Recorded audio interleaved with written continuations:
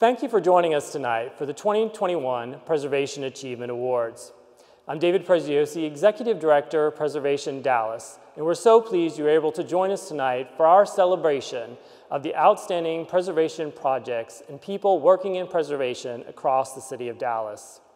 Tonight we're coming to you from the old municipal building, now the UNT College of Law. I would like to introduce the College Dean, Felicia Epps, who will welcome us to this magnificent space. Welcome to the virtual presentation of the Preservation Achievement Awards. This event is being recorded in the UNT Dallas Law Center this year. My name is Felicia Epps, and it is my honor to serve as Dean of the University of North Texas Dallas College of Law, currently housed in the UNT Dallas Law Center. The Law Center, located at 106 South Harwood Street in downtown Dallas, is more commonly known as the Old Municipal Building. The building opened first in 1914 and has been the site of important parts of Dallas history. Working with the Texas Historical Commission and the Dallas Landmark Commission, the University of North Texas system restored the historical aspects of the building, preserved the history connected with the building, and renovated the building so that it is suitable for use as a law school. The work was finished in 2019, and we were honored in 2020 to receive a Preservation Achievement Award from Preservation Dallas. The College of Law moved into the Law Center in July 2019. It is the ideal place for our program to continue to flourish and grow. The Law Center offers a variety of classrooms and small spaces for our students to study alone or in small groups and to work collaboratively. Our prime location in downtown Dallas is close to courts and attorneys, and also to the historic Below Mansion, home to the Dallas Bar Association. This location offers our students a variety of opportunities to network and to obtain internships and externships. It's an ideal place for them to begin their journeys as lawyers. The UNT Dallas College of Law is provisionally approved by the American Bar Association. We admitted our first class in 2014. Since that time, we've graduated 482 students. 53% of our graduates are women, and 51% are people of color. Our goal is to provide a quality, affordable legal education to a diverse group of students, equipping them to practice law upon graduation and instilling in them a commitment to community service. Like our parent institution, the University of North Texas Dallas, we strive to empower students, transform lives, and strengthen communities.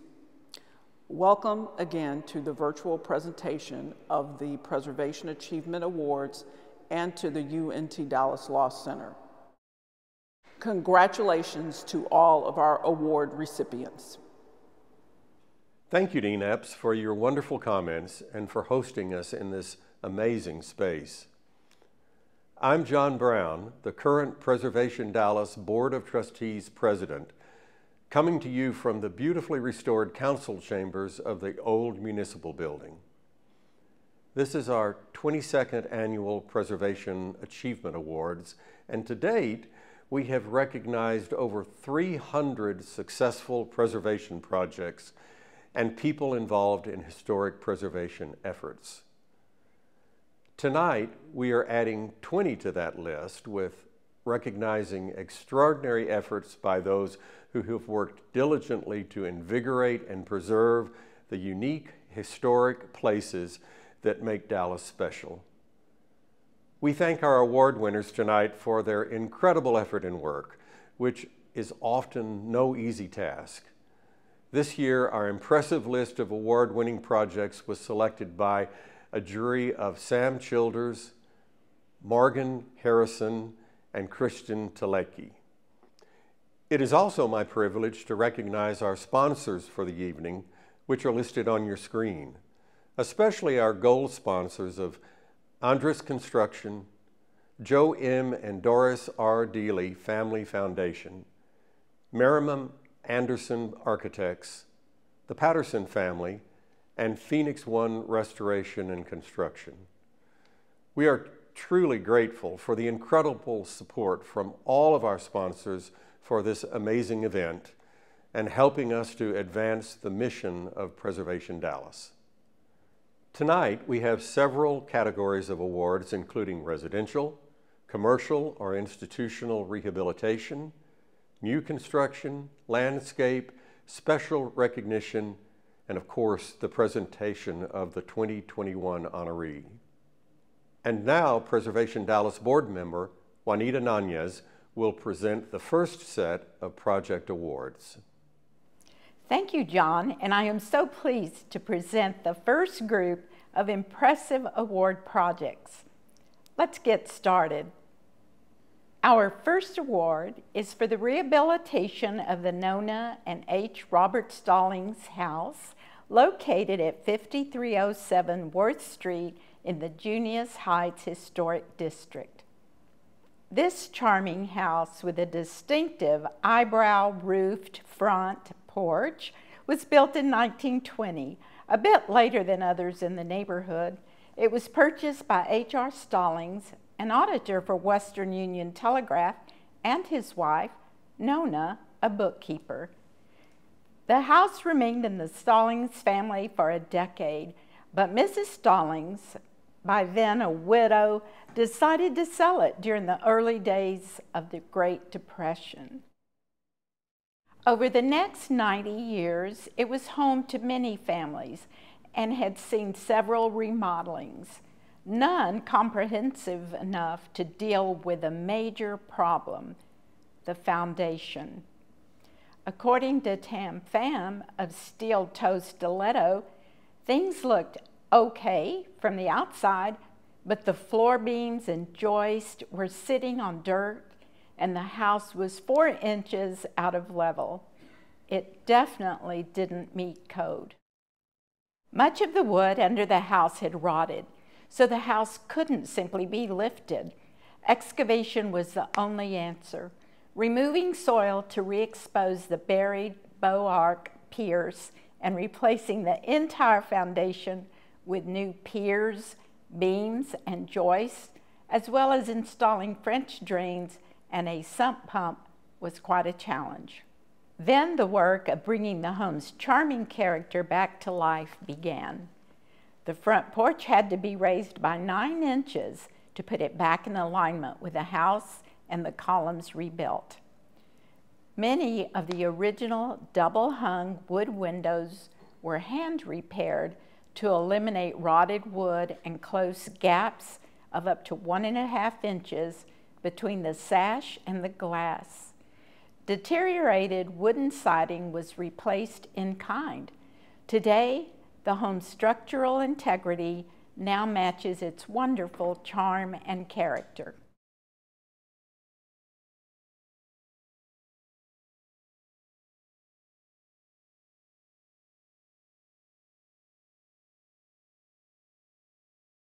Our next award is for new residential construction and goes to the Peggy and William T. Hughes house located at 5706 Monticello Avenue in the Elm Streets East Conservation District. Time was not kind to this 1924 Elm Streets house, built for salesman W.T. Hughes and his wife Peggy. By the time Tracy and Spencer Rod of Lockwood Hastings acquired the property in 2019, many of the original windows were gone. The mortar joints, extensively cracked with bricks, were missing in several places. The handsome clipped gable roof was barely able to keep out even a drop of rain. To most eyes, it would have been an instant teardown candidate. Instead, Lockwood Hastings was determined to retain as many of the character-defining aspects of the colonial revival house as possible, while expanding and constructing a new residence under the historic roof design. Original hardwood floors and exterior brick were salvaged and reused in the process. The new home maintains the existing footprint, but went up with a second story under the roof with 3 new roof dormers added, 2 in front and a large one in back. A new interior floor plan moved most of the bedrooms to the second floor, which allowed for a more open layout for the primary living area. Energy efficiency was a primary goal with the project, and the house now features a high-efficiency tankless hot water heater, low E3 double-hung windows with argon gas, and extensive insulation. The new home keeps the setback and feel of the original residence, both important factors in maintaining the historic character of the Elm Street's East Conservation District.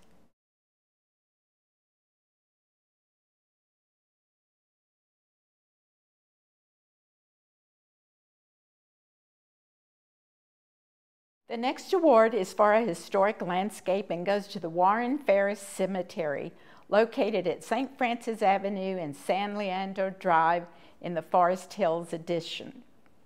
Between 1839 and 1841, Warren Angus Ferris surveyed the area around the 3 forks of the Trinity River, determining the boundary lines for the Grisby and Lago land grants, and later those of Dallas County. He moved here in 1847, farmed, and was buried in the cemetery when he died in 1873.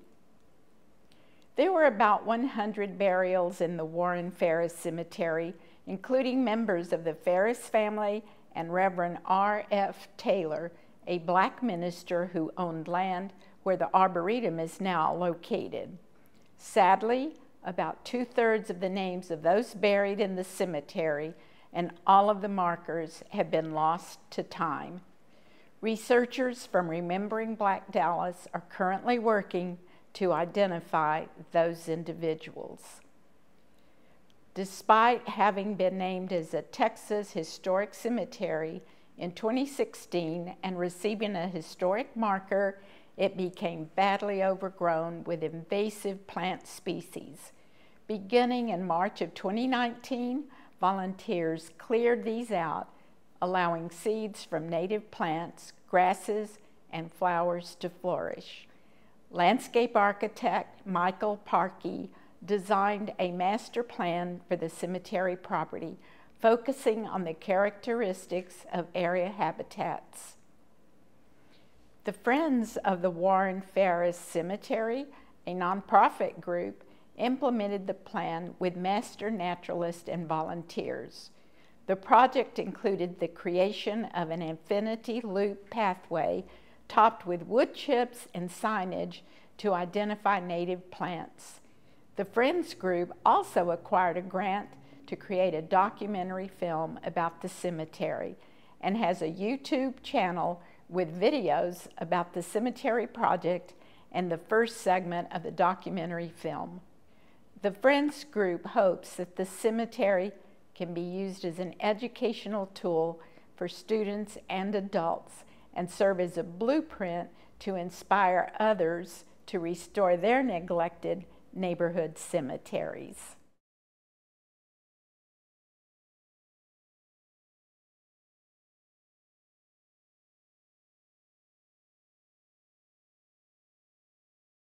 Now we move to Mesquite to give an award for the restoration of the Webb Crownover Cabin located in the Opal Lawrence Historical Park. Sometimes an historic structure has to be saved more than once, and that is the intriguing story behind this tiny one-room log cabin. It was built around 1845 as the first home for Alexander W. Webb and his wife, Lucinda Crownover, who were among the first to settle in the Mesquite-Sunnyvale area. For years, the cabin was hidden, concealed in a later farm outbuilding. It was uncovered in 1992 and purchased by Jeanette Franklin, who dismantled and stored the cabin pieces before she and her family donated them to the city of Mesquite for reconstruction at Opal Lawrence Historical Park. The first cabin reconstruction in 2010 looked good, but several non-original elements were added, including a metal roof, Portland cement chinking, a back door and side window, and a covered front porch. The lack of a roof overhang caused problems right away, leading to serious deterioration of the timbers on the north facade. Historic Mesquite hired Ron Siebler to assess the cabin's condition and restore it to a more period-appropriate appearance. Work started in 2019, and log by log, the cabin was disassembled and each component documented. This examination revealed that the cabin originally had an elevated wood floor. Mortise pockets on the top still also suggested the original roof was constructed with hewn logs, not timber rafters. Replacement logs were shaped and placed using period-appropriate tools and methods. The new roof used hewn cedar rafters, nailers, and western cedar shakes. Appropriate plank doors were built with clenched-cut nails and installed using hand-forged strap hinges and hardware. The restored cabin is now the starting point for the Lawrence Outdoor Classroom's nature trail at the Opal Lawrence Historical Park.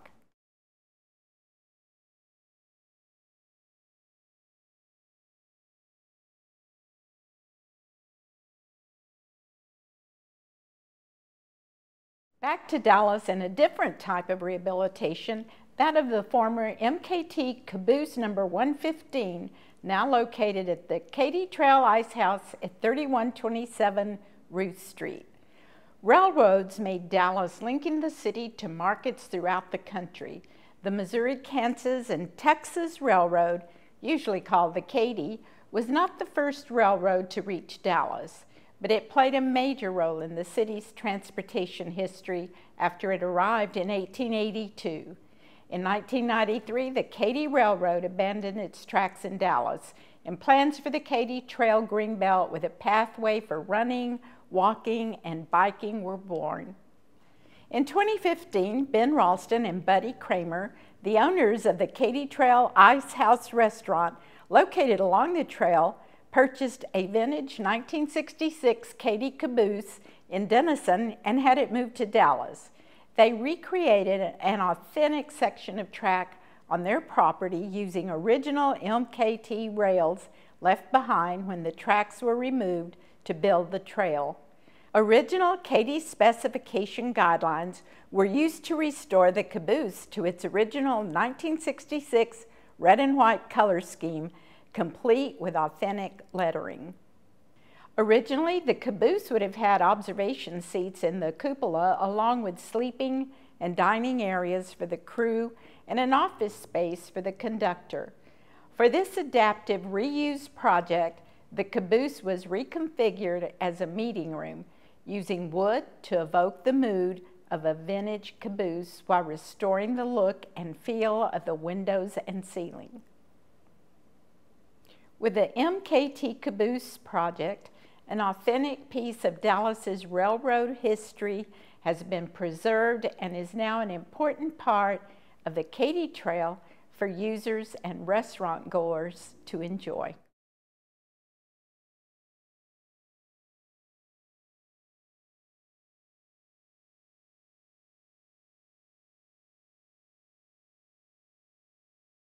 The next award goes to the First United Methodist Church located downtown at 1928 Ross Avenue for the rehabilitation of their education wing. The First United Methodist Church has been a landmark along Ross Avenue since its initial construction in 1926. In addition to the main sanctuary, architect R.L. Hunt and Company designed a 4-level education building to house Sunday school classes and a gymnasium. That 46,000 square foot building on the west side of the complex was renovated in 1950, complete with typical alterations of the time of dropped ceilings, some windows plastered over, and new interior doors. In 2016, the church hired GFF to undertake an existing building assessment and feasibility study, which recommended that the congregation maximize the efficiency of the existing education building and restore a number of its 1926 features. As part of the project, interior door frames, side lights, and transoms were designed with wood trim frames to replicate the profiles of those in the original building. The original wood floor base, chair rail, and picture rail details were replicated to match their original character. Mechanical ductwork was raised and relocated so the ceilings could be returned to their original height, providing full access to the exterior windows. Existing windows were carefully restored to their original condition, and those that could not be saved were replicated as closely as possible. Stained glass windows were uncovered and featured in the youth space. The result of the extensive work is a space with both a contemporary feel and an intentional nod to the building's historic past. Open church office space is located on the ground floor. Youth services, including a licensed child care facility and group meeting rooms, are on the second and third floors.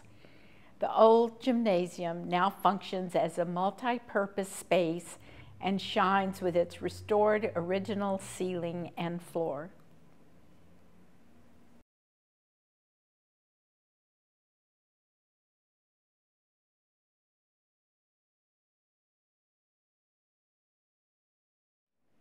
And now I would like to turn over the program to my fellow Preservation Dallas board member, Ron Siebler, to present the next set of project awards. Thank you, Anita. I'm so pleased to be here to present the next 6 project awards for this evening. From downtown in the old municipal building, we're heading east to Deep Ellum to give an award to the Knights of Pythias building, now the Pittman Hotel at 2551 Elm Street. The Grand Lodge of Colored Knights of Pythias Temple was designed by noted African-American architect William Sidney Pittman and was completed in 1916. It served as a center for civic, business, and social life for African Americans in Dallas at a time when segregation offered few other alternatives. The Knights was a fraternal and insurance organization, and in addition to the building serving as the state headquarters for the Knights and housing their meeting rooms, it also provided office space for a number of early black professionals, including lawyers, dentists, and doctors. The lodge hall on the 4th floor was also the only non-church meeting space suitable for large crowds, and it became the social center for blacks in Dallas with a number of events, performances, and musical acts who performed in the building. The Knights of Pythias Temple was the first commercial building in Dallas built by and for African Americans, and was celebrated as an example of what the people of a race with limited opportunities at the time could accomplish. Unfortunately, the Pythians lost the building in 1940 after their investments declined in value during the Great Depression. Several companies used the building before it was acquired and substantially remodeled by Union Baker's Insurance in 1959. Changes included the loss of the historic first floor storefront facade, removal of the original windows, installation of a mezzanine floor that divided the 4th floor ballroom, and painting the entire structure gray. The building was designated as a City of Dallas landmark in 1989, protecting it even after Union bankers moved out in the mid-1990s. The Pythian Temple remained vacant for over 20 years awaiting redevelopment. In 2017, The current owners began redeveloping the Pythian Temple site into the Pittman Hotel, a project that included rehabilitation of the historic 1916 building and the construction of a new 7-story rear addition. The two are linked by a 1-story glass connection with an addition visually separated from the historic structure, but compatible with materials and scale. The firm of Perkins and Will served as the architect for the project, and design of the new addition with Gary Stoknicki serving as the preservation architect for the original building. The first floor entry facade was recreated using the few historic photographs available as a guide. The metal replacement windows on the upper floors were replaced with period-appropriate wood-clad windows, and the gray paint was painstakingly removed from the brick. The cast stone detailing that had been removed over time was recreated to match the original pieces as closely as possible. The first floor of the building now serves as restaurant space, and floors 2 and 3 are used for hotel rooms. The 4th floor ballroom was returned to its original 2-story height for use again for events. The one surviving original element, a metal stairwell, was preciously restored. The owners wanted to emphasize the significance of the building by naming the new hotel the Pittman, in honor of the building architect William Sidney Pittman. The hotel is now part of a much larger project on the west end of Deep Ellum and serves as a connection to the incredibly important Deep Ellum and its rich history.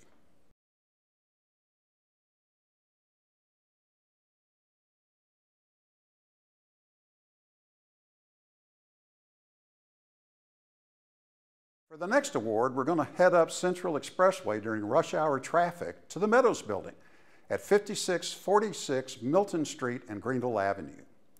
The 1955 Meadows Building was the city's first high-rise building to be constructed outside of downtown, and it remains an iconic mid-century landmark along Central Expressway. Designed by architect J.N. McCammon, the building was built with employee pension funds for the General American Oil Company and named for company president Alger H. Meadows. Each facade was a different color clad in brick, marble, and tile. On the interior, each floor had a slightly different color scheme, so tenants knew which floor they were on. The building was sold in 1973 and became part of the Energy Square complex. Its most difficult days came in 1983, when another developer purchased the complex, demolished the 2-story wing next to Central Expressway to build a new office tower, and planned to eventually demolish the rest of the building. That developer, who will remain unnamed, also remodeled the main building and removed the cast-in-place 2nd-story balcony. In 2015, Glenstar purchased Energy Square and worked with the preservation community to develop a plan for its sensitive rehabilitation of the Meadows Building. The roof on the 2-story annex was replaced and returned to its original decorative scheme. Marble panels on the 9-story building were removed to address issues from previous repairs and carefully cleaned and reinstalled, with the damaged pieces replaced with marble from the original quarry. The 2nd floor balcony was rebuilt to original specifications, a complex engineering task because of the parking garage that had been constructed under the plaza. Interior improvements included the construction of a period-appropriate security desk and updated elevators, restrooms, and elevator lobbies that are compatible with the historic building. Architects has served as the preservation architect for the project, while Gensler designed their office, which relocated to the building's original 2-story annex. The Harsh Plaza from the 1980s was redesigned by Studio Outside, with a nod to mid-century design and a plan that provided walkable access to all of the complex buildings. Finally, the historic Meadows Building sign was repaired and relit, resurrecting the building's iconic nighttime appearance and prominence on Central Expressway.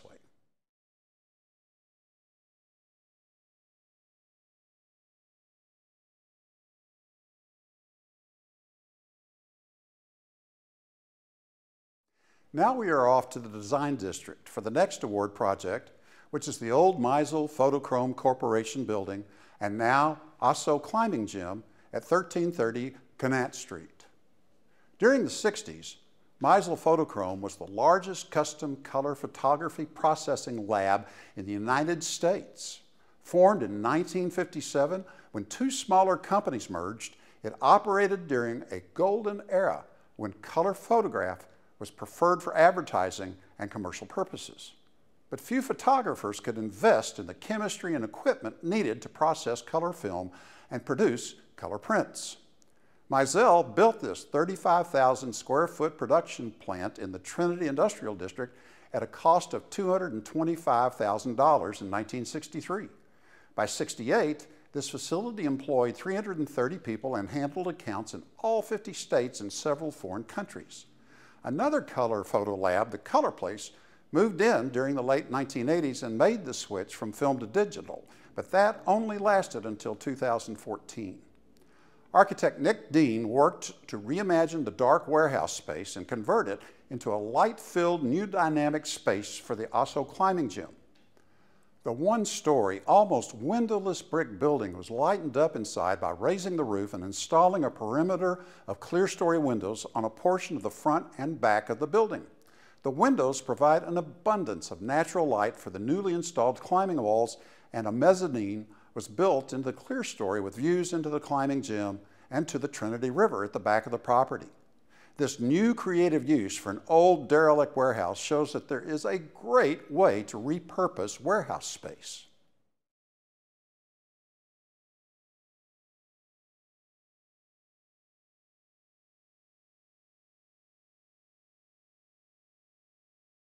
Now for the next project, we're going to slide over to Fair Park.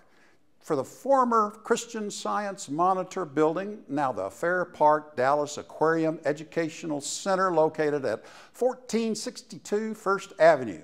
Dallas architect Luther E. Sadler designed the Christian Science Monitor building, a small modern structure adjacent to the aquarium and across from the Fair Park Lagoon in 1936 for the Texas Centennial Exposition at Fair Park.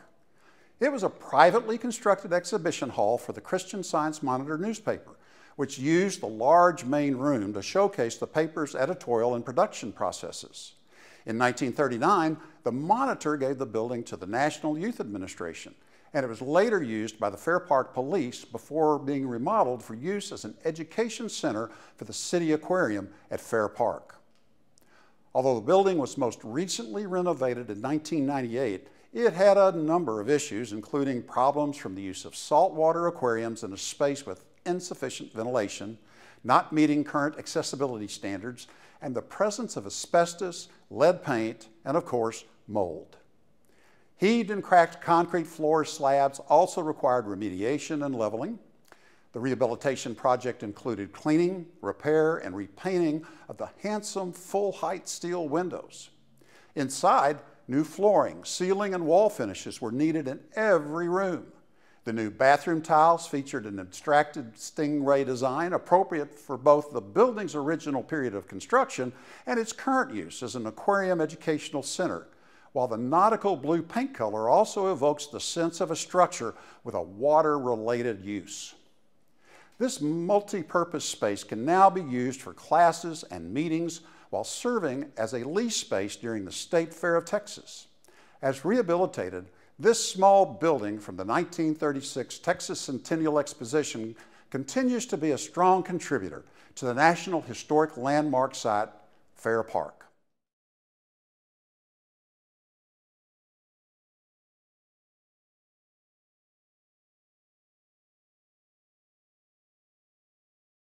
The next project is the Teetsy Park Swimming Pool, now the Teetsy Neighborhood Family Aquatic Center at 2700 Skillman Street in the Lakewood area.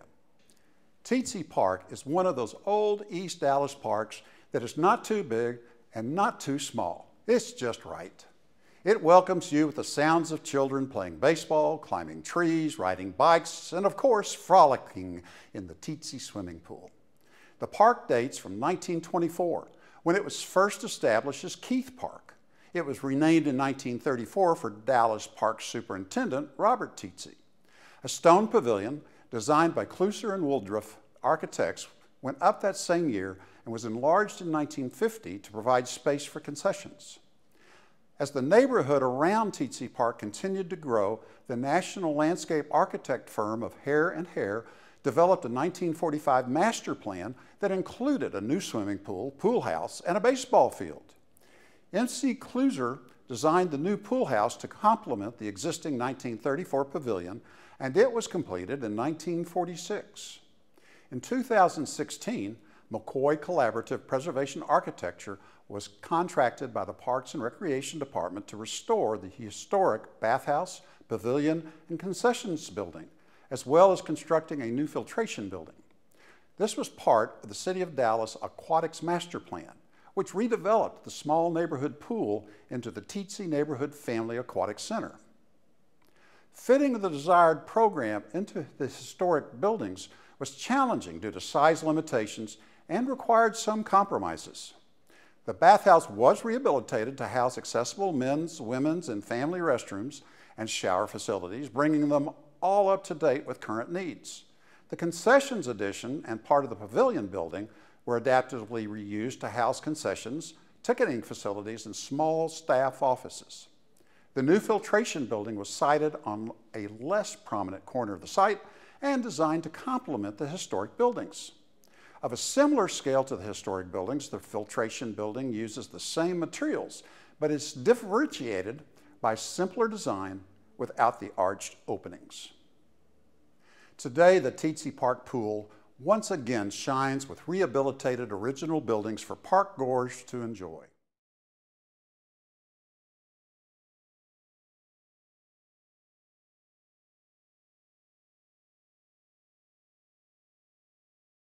As we close out the project awards, we've made our way back downtown to recognize the First National Bank at 1401 Elm Street and now known as the National. The First National Bank, designed by Dallas architects George Dahl and Thomas Stanley, was one of the last skyscraper bank buildings constructed in downtown Dallas before the banking industry expanded into the suburbs. When completed, it was 52 stories and 625 feet tall, the standard by which all other large buildings on the skyline were judged. The building's 8-floor base, clad in marble panels, encompasses the entire city block with its 2 street-level floors recessed, providing a loggia around the entire structure supported by arched columns. A stretched hexagonal glass and steel tower sits atop the base, which provides a roof deck surrounding the tower. The tower is defined by white acrylic vertical bands between the glass, which are lit at night and help reinforce the tower's verticality. Some thought the design made reference to the typical 1960s businessman's pinstripe suit, which I never wore. Once home to well-known business entities such as H.L. Hunt and the Murchison Brothers and the Dallas Petroleum Club on the top floor, which I went to, the building closed in January 2010 due to a low tenant occupancy. Several plans for the structure did not materialize, but most of the building's exterior elements remained intact. After several failed attempts to rehabilitate the building, Todd Interests found a way to make the $415 million project work. At 1.5 million square feet, the project was one of the most challenging and largest adaptive reuse projects in the great state of Texas. Merriman Anderson Architects worked on the plans for the building to convert it from office space to a vibrant mix of apartments, offices, hotel, retail, and unique restaurant spaces. The historic renovation included the careful preservation of 17,555 hand-cut exterior marble panels that were originally sourced from the same quarry as the marble used for the Parthenon. The marble panels had become loose and dangerous and necessitating their removal. They were numbered and sent to Asia, where the top layer, which had become cracked and discolored over the years, was removed and the remainder adhered to a honeycomb grid backing. The panels were then reattached to the building in the same spot they came from. Just incredible. As an office tower, there were many changes to the interior over time, and as much of the original features left in the building were maintained where possible, including the teak and brass walls and the corridors throughout the high-trafficked areas of the building. Other elements original to the building that were preserved include the mid-century modern canopy structures shading the pool deck on the 9th floor. The residence lounge features original teak paneled walls from when the space was an executive office suite. The top floor of the building still retains the original interior observation area, which wraps around the entire top, providing tremendous views of the city. The 14,000 square foot main banking lobby was converted into an amazing ballroom space for the Thompson Hotel. This very challenging project has brought life back to the First National Bank building and that part of downtown. In true Dallas style, this amazing project is now the largest historic tax rehabilitation project in the state of Texas.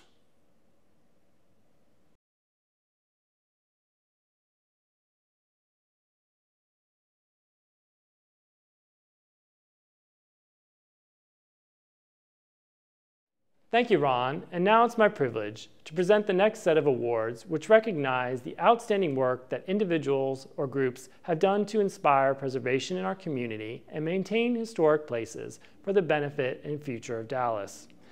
These awards are specially selected by the Preservation Dallas Board of Trustees.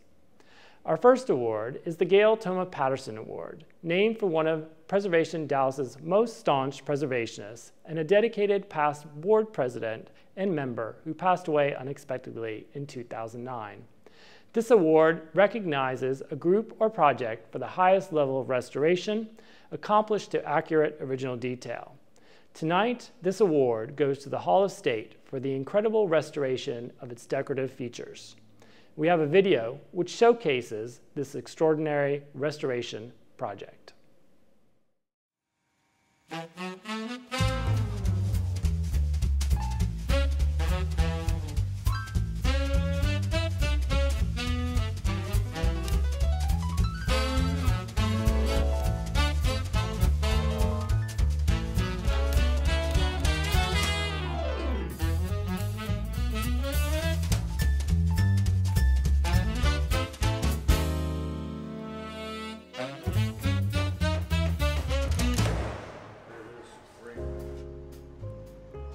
Let's go ahead and disconnect that, and then we'll lower the two pieces to the ground separately.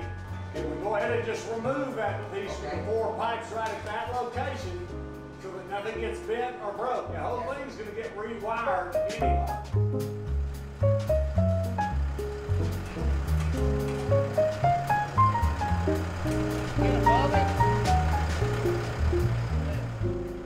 This is the kind of building that gives you chills. It's so beautiful.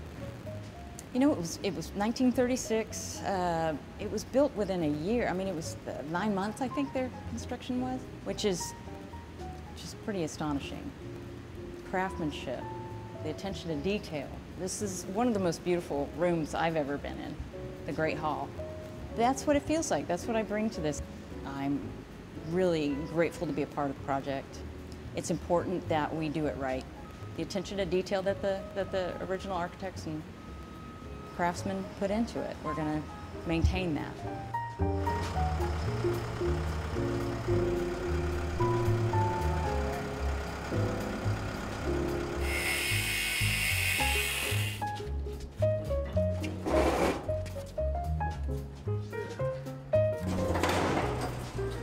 The intent is to hire art conservators and knowledgeable people in the various trades and have them design their own work, the work process, the materials, do the investigation about the historical conditions, the finishes. Then once those processes are determined, the scope magnifies to the 100 windows that are involved in the building, or the tens of thousands of square feet of stone that have to be restored over a period of time.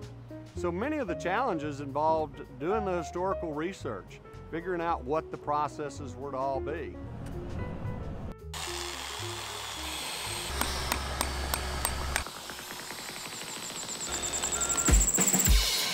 From the historic photographs that we had, too many years had passed, so all we had to go on was this tiny traces of information.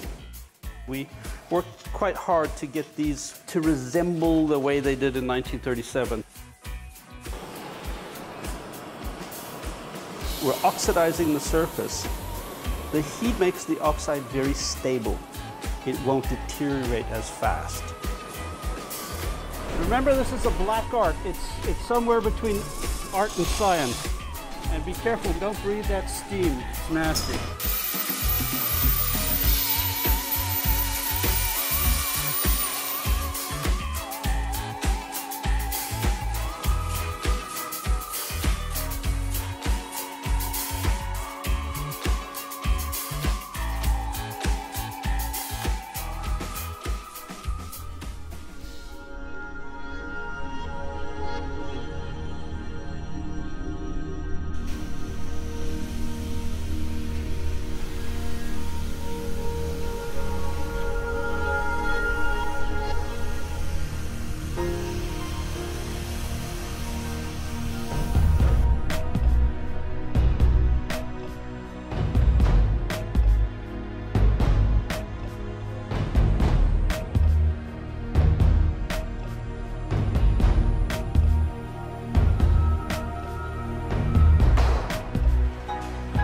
It's in the tombs in Egypt.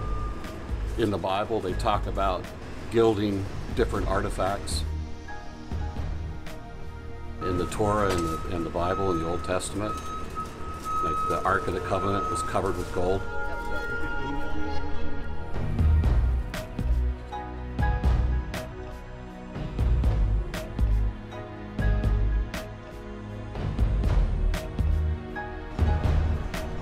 I love keeping the history alive.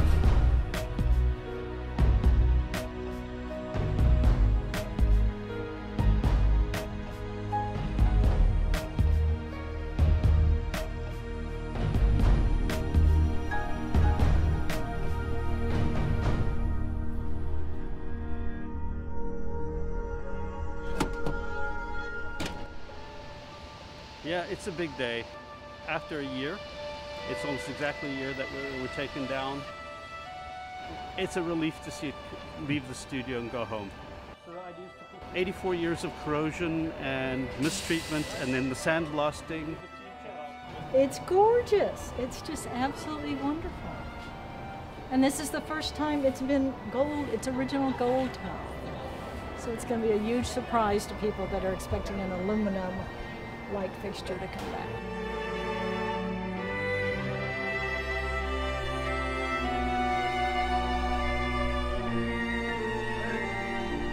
I feel like we need to be playing that song Chandelier. It's pretty exciting. We're truly Art Deco geeks.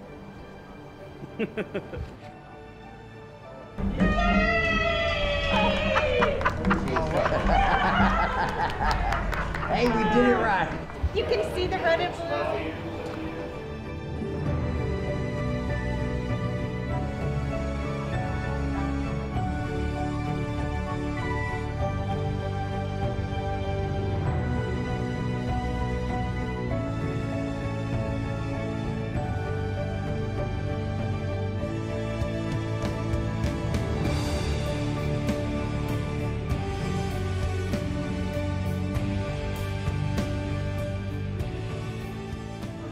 The value of the past is what gives a place its purpose and makes it special.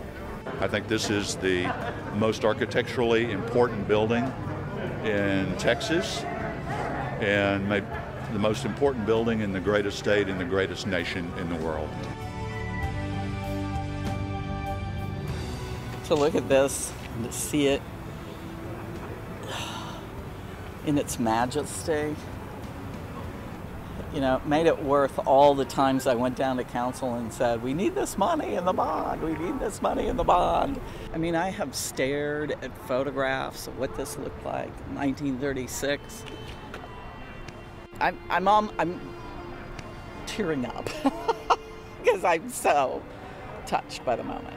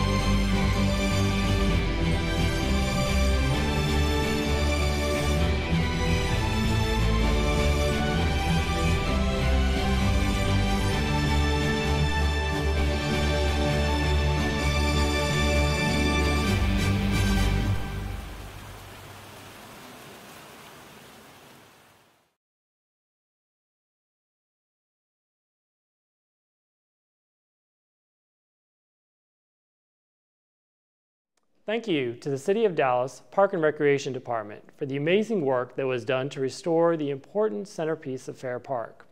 We look forward to the completion of the subsequent restoration work to the building after the February storm damage.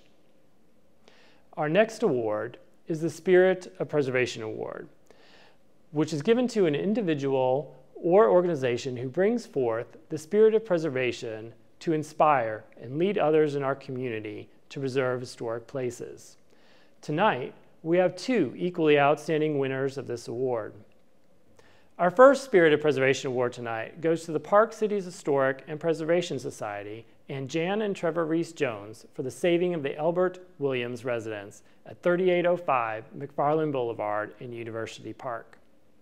This house is one of the most significant historic houses in Texas and was designed by architect David R. Williams in 1932 for the University Park mayor, Elbert Williams. David R. Williams is considered the father of Texas regionalism style, and the Williams House is considered the first and premier example of the style. The home was Williams' last residential project and contains all of his hallmarks, including impressive hand-carved interior woodwork by Lynn Ford, O'Neill Ford's brother, a mural painted by Jerry Bywaters, abundant Lone Star ornamentation, and passive cooling features such as one-room deep rooms for airflow, covered overhangs to reduce sun and more. The 6,000 square foot house occupies 1.15 acres of prime property in University Park. Having only 2 owners in its lifetime, the house's exterior and interiors are remarkably intact with original details and layout. The Williams House appears almost exactly as it did when built. The particular plat of land it sits on is exceptionally valuable because it runs along the Turtle Creek shoreline, as well as abutting the Dallas Country Club golf course. When the previous owners of the house passed away, the house went to family members who put the property up for sale. In 2016, Preservation Dallas added the house to its most endangered historic places list due to the threat of it being sold to someone who would demolish the house, as there's no way to protect it in the University Park. Noting the importance of the house to University Park and to Texas, the Park Cities Historic and Preservation Society worked diligently to save the house. They funded the publication of a book on the Williams House called A House for Texas, in an effort to bring attention to the importance of this masterpiece of Texas modern regional architecture. The book was authored by local architect Larry Good with photographs by Charles Davis Smith. It fully documents the home and tells the story of its remarkable design. The book and subsequent lectures featuring the book and house helped to raise awareness about its importance. Allie Beth Allman was brought in by the Locke family, who owned the house since 1955, to try and find a suitable buyer who would respect and cherish the house. In December of 2020, that happened with the sale of the Elbert Williams residence to Jan and Trevor Reese-Jones. The Reese-Jones family had recently completed their new home on the property immediately south across Turtle Creek from the Locke house. Anne shared a passion for the preservation of the historic home and appreciated the beauty of the creek and views running between. The Reese-Joneses have made a commitment to preserve the house, keeping it safe from demolition, and the Locke family has expressed how pleased and grateful they are for this wonderful act of stewardship. The Park Cities Historic and Preservation Society believes this may be the first time that an endangered historic residential landmark has been saved from the wrecking ball in the Park Cities. Their hard work and determination to save the house and Jan and Trevor Reese-Jones' willingness to purchase the house to preserve it makes them both worthy of the Spirit of Preservation Award, and we applaud their efforts to save this pioneering and authentic Texas-style house.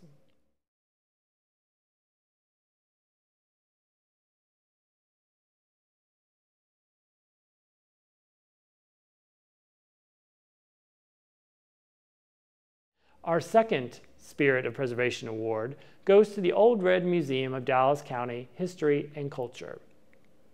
One of the most unique and oldest buildings in downtown is the former Dallas County Courthouse, which opened in 1892 and was designed in the Richardsonian Romanesque style. Its red sandstone exterior led it to being called Old Red, and its clock tower was a fixture in the early days of Dallas when everyone set their watches by the tower clock. Around 1990, the building stopped being used and the county looked for new uses. The Old Red Foundation was formed and studied the use of the building for a museum and decided it was feasible.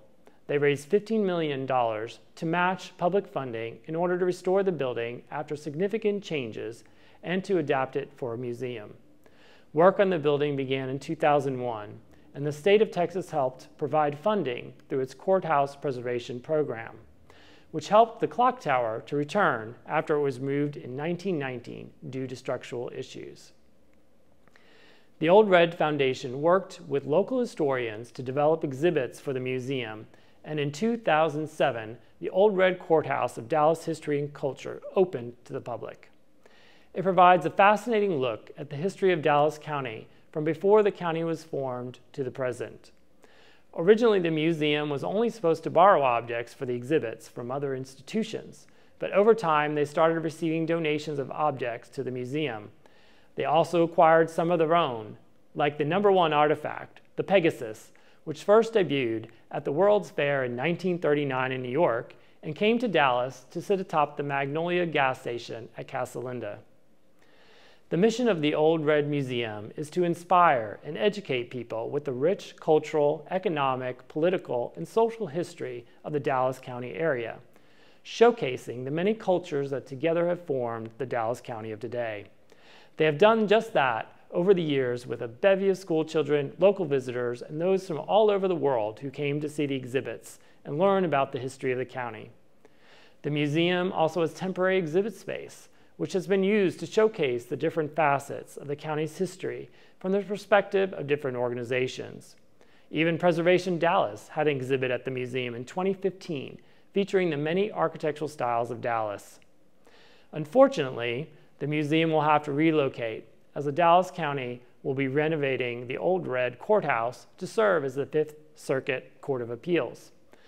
The museum is in negotiations with the county to move to the old Texas School Book Depository into the county's office space once they vacate it after the rehabilitation project is finished at the Records Complex, their new home. The museum will have to rework exhibits for the new space, but it will also provide an opportunity to update and retune them for the changing times. For nearly 15 years, the Old Red Museum of Dallas County History and Culture has been the only museum to showcase the history of Dallas County. Through their permanent and temporary exhibits, they have provided a fascinating look into how Dallas County has developed over the years and the people that have played a role in that history. Preservation Dallas is pleased to present the Old Red Museum of Dallas County History and Culture the Spirit of Preservation Award for their diligent work from the founding of the museum to today, and their efforts to educate countless visitors of the importance of the history of Dallas County. And don't worry, the Pegasus will make it to the new museum, even if it has to fly over there.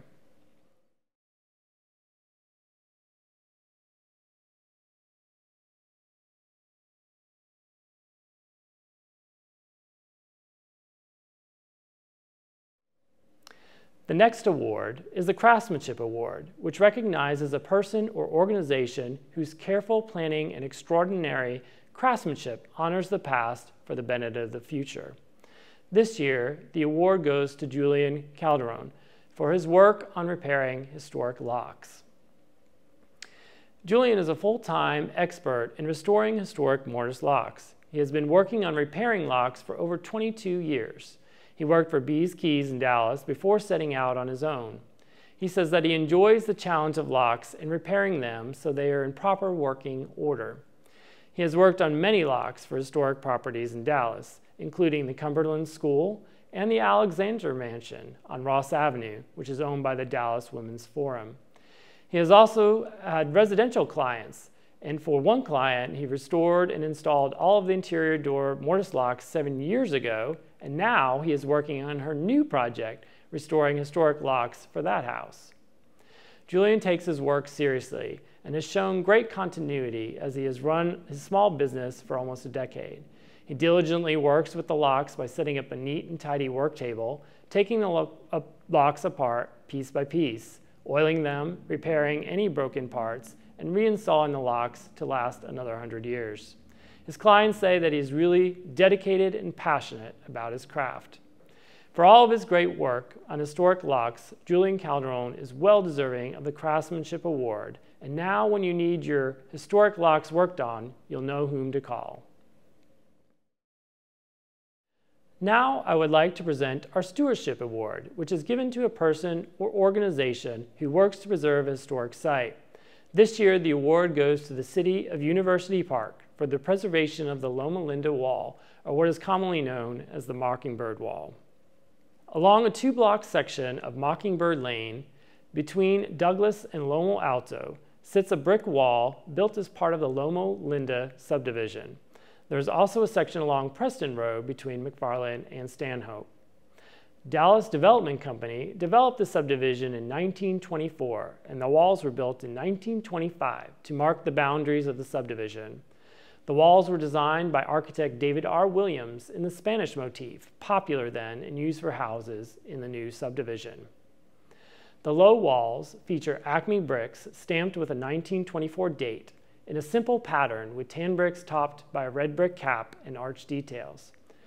At the intersection of Mockingbird Lane and Armstrong Parkway and Preston Road and Windsor Parkway and Preston Parkway sit 2 small matching pavilions on either side of the street that mark the entrances to the Loma Linda subdivision. They have hip Spanish tile roofs and Moorish design cutouts. On the inside is decorative tile work, and the outside is metal lanterns and Loma Linda signs. The City of University Park has worked to maintain the walls for years, which has not been an easy task with foundation issues due to the bad soil conditions, which has caused cracking of bricks and mortar, and of course, there is an occasional car that runs into it, damaging the wall. The city has worked to repair the walls where necessary, keeping as much of the original portions intact as possible. Replacing damaged bricks is tricky, with a desire to make sure the brick color matches as closely as possible. The wall has gone through repointing of the mortar and repairs to the lights, which are part of the wall. In addition, they have worked on the landscaping along the median the wall sits in, along Mockingbird Lane. They work to keep the trees trimmed so they don't outgrow the area and clean out the understory, and have planted ground cover suitable for growing under the shade of the trees. Their goal is to present a boulevard effect with the wall and landscaping. Thousands of motorists each day view the Loma Linda walls as they pass through University Park. Many may not know the story of the walls, but they know them as a beloved feature and landmark of University Park. The iconic presence of the walls has a place-making influence. The City of University Park could have chosen to let the walls deteriorate, or they could have made poor alterations, but they prioritized spending city budget to restore the wall to its original glory. We thank the City of University Park for all that they have done over the years to maintain the Loma Linda walls and this piece of the city's history for the future, making them most deserving of this year's Stewardship Award. The next award is for preservation education and recognizing an outstanding effort to teach people about the importance of historic buildings or places. This year's award goes to Candy's Dirt, the city's favorite source for everything real estate in Dallas. In 2010, Candy Evans left D Magazine and started candysdirt.com, which has become an award-winning real estate news site for the truly real estate obsessed in Dallas and North Texas. Unlike 98% of the real estate sites out there, candysdirt.com is edited by a journalist who isn't trying to sell you a home and has journalists across the city who visit each property they write about. Candy's goal was to have many different voices from all types of neighborhoods across the city, not just the wealthy ones, to showcase the diverse housing in the area. In addition to the website, the daily newsletter provides a wonderful insight into all things real estate and covers a broad range of topics, including politics, education about real estate, remodeling, staging, zoning, lease properties, and more. One of those topics is also historic preservation. Candy was a history minor and is a Chicago girl, as she says, so she understands the importance of historic homes and loves looking at a good, strong, older home. With so many wonderful historic homes in Dallas, she wanted to cover them so people would know more about the charm of living in historic homes in Dallas's older neighborhoods.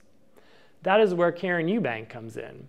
Her and Candy have known each other since the D Magazine days, and Candy mentioned the idea of Candy's Dirt to Karen, and she told She told her that she needed to start it immediately. Karen then joined Candy writing pieces. She took a bit of a hiatus, and when her son went off to college in 2015, she started writing regular features for Candy's Dirt. Karen brought up the idea of a weekly feature on historic preservation, and Candy loved it, and that is how Karen's Thursday preservation pieces were born. Karen covers all of the aspects of historic preservation, from the unrestored gems to places endangered to restored gems. She works hard with her pieces to tell the stories of the houses and people that occupied them, and not just the features of the home. Both Candy and Karen believe they are unique among real estate sites, with covering of historic preservation on a weekly basis. In addition to Karen's pieces, there are also regular stories throughout the week about historic properties for sale across the city of all different architectural styles and price ranges. Candy's Dirt puts historic houses on the same footing as newer homes, showcasing that people can enjoy historic homes for modern living. For all that Candy's Dirt has done to raise awareness about the city's diverse historic real estate and historic neighborhoods, they are well deserving of the Preservation Education Award. As Candy says, real estate is Dallas's natural resource. It's our oil, and it's our variety and being entertaining and uplifting for readers. We say, bring on more of that historic oil.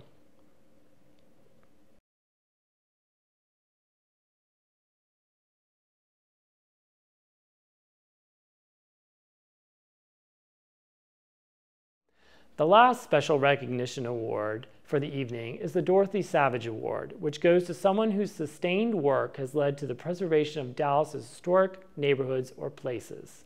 This year, the award is being presented to Renee Schmidt for his outstanding work in the Junius Heights neighborhood and other preservation efforts in the city. Renee came from Minnesota to Dallas to pursue a graduate degree at SMU in organ music. When finished, he decided to stay in Dallas and take a job as a music teacher and organist. He set his sights on buying a house in Old East Dallas and settled on the very affordable, at the time, Junius Heights, a 1906 streetcar development. He bought his house in 1996, and it was in shambles, just like the neighborhood. He says at the time, Junius Heights was sort of a pejorative word. Nobody would live here. According to his realtor, the front door didn't open, so the previous owner used the window instead and never locked it because he had been robbed so many times. After Renee bought the house, his realtor told him to tell people that he lived in Lakewood instead of Junius Heights. Despite all of that, Schmidt said he loved the neighborhood and the house. Renee got involved in the neighborhood and joined the board, where he moved up the ranks to president, for which he served in that capacity for many years. With the neighborhood so run down, the board pegged their hopes on preservation, as they believed it was the key to stabilize the neighborhood, as was done in other nearby districts, including Swiss Avenue and Munger Place. There were 2 failed attempts to get a historic district passed before a new board was formed, with Renee as one of the members. The board got more excited about trying again for district status. They began meeting monthly and divided up the large 800-house neighborhood into smaller areas with area captains. Board members and volunteers walked door to door to talk to people about becoming a historic district. Monthly newsletters featured information about architecture in Junius Heights. Neighborhood walks were organized to raise awareness about the importance of the historic structures in Junius. With that effort, people started coming on board, and the work began on another historic district application.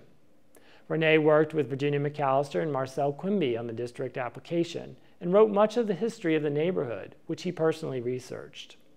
They went to Landmark Commission and City Plan Commission with the application and got nearly unanimous votes. Not to take any chance at City Council, they packed the council chamber with supporters, and with the help of Council Member Valletta Lill, the Junius Heights Historic District passed unanimously in 2006. That same year, the Junius Heights Neighborhood Board started a house tour. The tour has been a great success and has gone on every year until COVID. Renee says that the tour has become a source of pride for Junius and a way to show that an urban neighborhood can work and have a real sense of community. He worked on coordinating many of the tours while he was on the board and as president. One of the great things that Renee likes about the neighborhood are all of the front porches, which are so welcoming and really help with the friendliness as people sit outside and converse with their neighbors. Renee said the work that the neighborhood board did with the historic district status and other efforts has really paid off. There are now bidding wars in Junius Heights for houses, and there's a mix of all income levels and backgrounds in the neighborhood, which makes it a great place to live. Renee has also been active in preservation in other parts of the city and has been very involved in the Christ Episcopal Church in Oak Cliff, where he plays the organ. He worked to get the now 100-year-old church designated a City of Dallas landmark in 2004. Renee did all the research on the church and prepared the landmark nomination report. Also in Oak Cliff, he successfully worked with others to save the old Adamson High School from being demolished by DISD. Back to East Dallas, Renee is also a founding member of the Friends of the Aldrich House in the Swiss Avenue Historic District. The house dates back to 1917 as one of the most intact historic interiors in Dallas. It is owned by the Dallas County Medical Society Foundation and Alliance and is operated as a house museum. As part of the educational mission of the house, Renee did the research and helped with the script for their living history program about the first owners of the Aldrich House and life in Dallas in the late 1910s. For all that Renee has done over the years to help preserve and promote the Junius Heights Historic District and other preservation efforts he has partaken around the city, he is most deserving of the Dorothy Savage Award.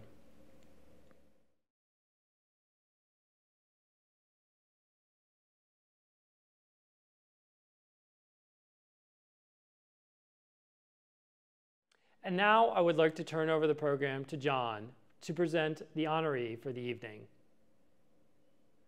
Thank you, David. And I'm so pleased to get to present the 2021 Preservation Achievement Awards honoree. This year, we're recognizing Todd Interests for their incredible work of preserving and rehabilitating many of our historic landmarks in downtown Dallas. We have a special video to explain the work they have done. And let's hear more. Well, in 1990, I had worked for 5 years out of college for a fantastic firm, Connell Development Company. But the economy was dead, the S&L crisis had hit, so I lost my job. And started with a free office in Nathan D. Meyer Engineering's firm, who had one phone line remaining and one free office, and the receptionist said, "Good morning, Todd Interests." That's how we got started. The mission of Todd Interests ultimately is to provide value. It's super exciting when you get to work in things that are enduring and ennobling and classic, and that's a big part of the preservation world.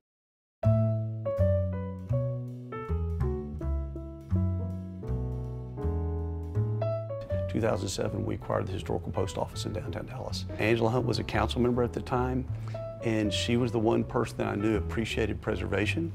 And Angela met me at the building, and she brought two wonderful people who have since passed, Virginia McAllister and Neil Emmons.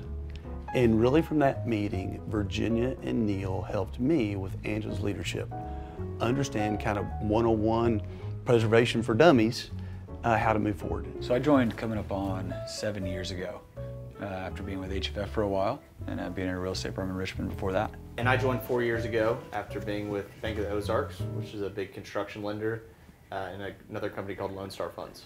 Patrick and I both wanted to start our careers elsewhere and learn different aspects of commercial real estate from other firms that now are trade partners of ourselves. And it was really great for me to learn the banking side of the business and the lending side, and for him to learn the advisory side was awesome. I grew up in a little town, Ada, Oklahoma, and I'm thankful for my years there. And we traveled a lot into the old world when they were young, and we started appreciation, really probably starting at Roman architecture. And then that's where we started getting great appreciations for great piazzas and for great columns and for great ornate emblems. And then you get into great stone and you see just different things around the world. We were raised in homes that were built in the 1920s and 30s and 40s that Sean and Cheryl took over, gutted, redid, and brought back to life. So even as kids, you know, we were very accustomed to living in a quote-unquote older home. Yeah, I mean, I bought one of the homes that they grew up in, we bought directly from Mr. Fouché's daughter. And it was just awesome to live in a Fouché and Cheek home, so it's just really cool. It was really fun to understand those buildings and the post office being the true first historic renovation that he did while Patrick and I were in middle school and high school. Whether it's the lobby of this building or the 100-year-old lobby in East Quarter or the 90-year-old lobby in the post office, each of these designs has proven the test of time. The National, which is where we are today, has been my primary project for the past couple years. It's a $465 million redevelopment, one of the largest redevelopments of a historic building in the state of Texas. There's so many things that are unique about the National. The architecture itself, George Dahl and Thomas Stanley were kind of Dallas's premier architects. It was built for First National Bank as their headquarters. A 52-story tower in 1965 was the tallest building west of the Mississippi River. Seeing it throughout the years growing up in Dallas go into disarray and then being able to bring it back to life where we have apartments, a hotel, multiple restaurants, event spaces, and public spaces for people to gather. Man, there were a lot of challenges, but thankfully we had a really, really good contractor in Andrews Construction and a great architecture firm in Merriman Anderson. There was a little thing called a global pandemic that hit right while we were under construction. And so in March of last year, we went from 545 workers on site to 45 workers and quickly had to figure out all the necessary protocols, make sure everyone was safe on site.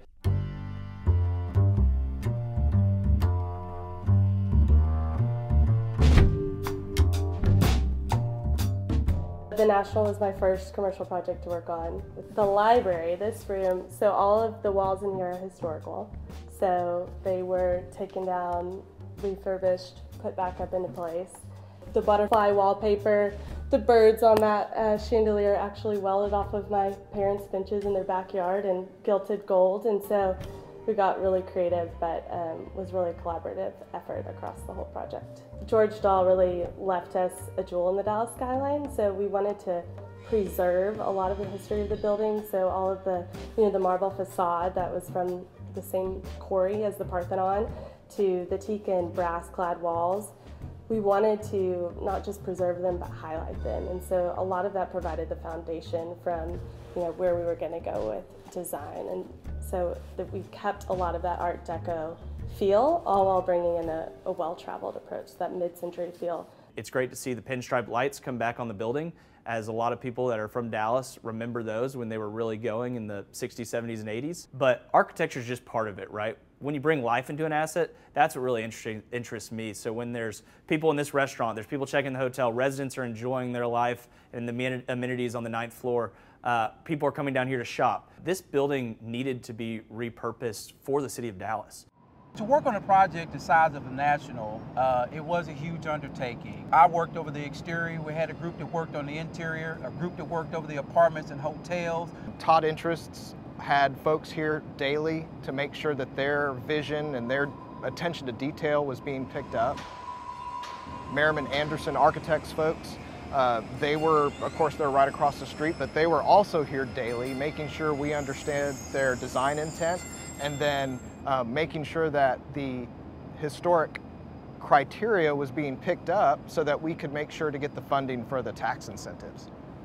I believe there's over 110,000 square feet of marble under the exterior facade. A lot of the marble had been weathered over the years. They measured it, removed the marble pieces, shipped it off to China. China is the ones who provided with the high-comb system, which is this aluminum backing.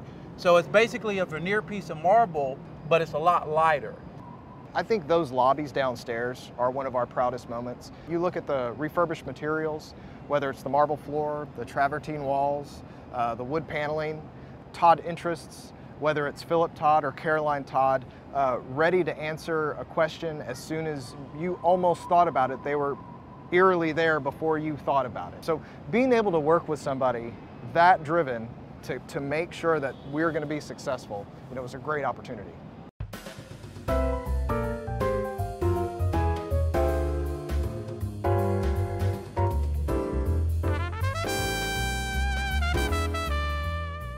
We chose the name East Quarter for this part of town specifically so that it didn't have a specific boundary like a square or a circle or a drive. East Quarter is 32 contiguous properties spanning 8 city blocks. Our buildings are of the same vintage as those in Deep Ellum in the West End, so early 1900s, 1900 to 1920. So you have everything from the original Cadillac showroom to the Magnolia and Petroleum gas station. So these buildings, when they were built, they're brick, timber, and stone, were originally built as retail showrooms for automobiles at the turn of the 20th century. Our goal in East Quarter was to provide an urban, authentic neighborhood that was also sophisticated. If you look at the tenants that are currently in East Quarter, almost every single one of them features their office space on the homepage of their website. Many of the buildings didn't have electricity or running water. Some had dirt floors. And so there were some that were maintained, but others hadn't been touched since the 50s. Truly great neighborhoods are marked by public art and world-class public art. There are countless reasons to preserve historic buildings. A new one that we've seen here is just the demand for people, not from a monetary standpoint, but people really desire to be able to come to a historic building every day. The East Quarter really represents this amazing preservation of these 1- and 2-story brick historic buildings. The Todd family has taken those buildings, breathed new life into them. So the East Quarter really is a linchpin in the puzzle of urban development. Working hard together to save these structures creates an environment we cannot recreate. We cannot scrape a building and create what we see here today.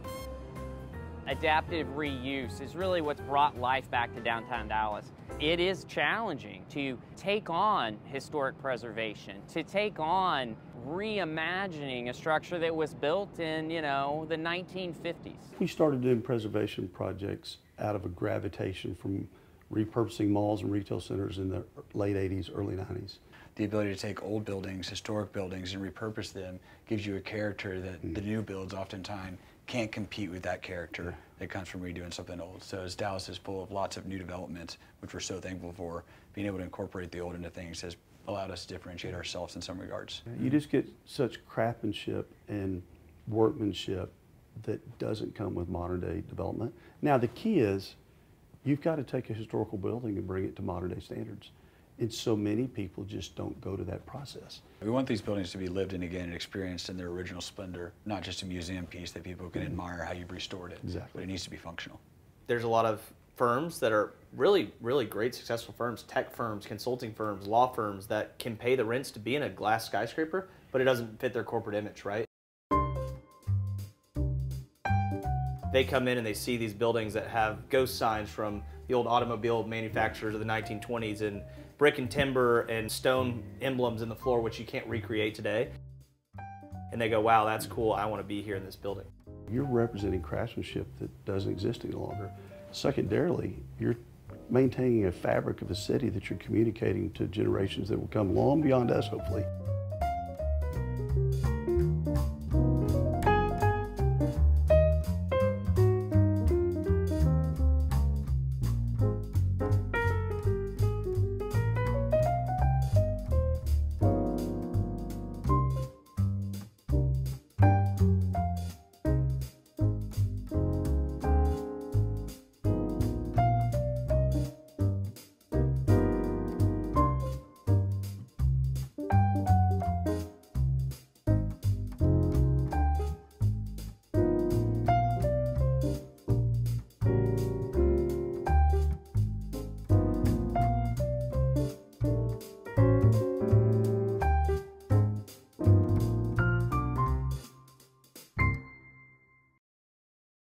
Preservation Dallas is pleased to recognize Todd Interests tonight for their incredible work featured in the video, and would like to present the honor to Sean Todd, Patrick Todd, and Philip Todd. Congratulations to all of the amazing 2021 award winners, and thank you to all of our wonderful sponsors for helping us bring the awards to you in a virtual format to celebrate the power of preservation. We greatly appreciate you for joining us tonight, and we hope that everyone enjoyed the presentation. Good night to all of you, and we look forward to seeing you when we get back to in-person events this fall.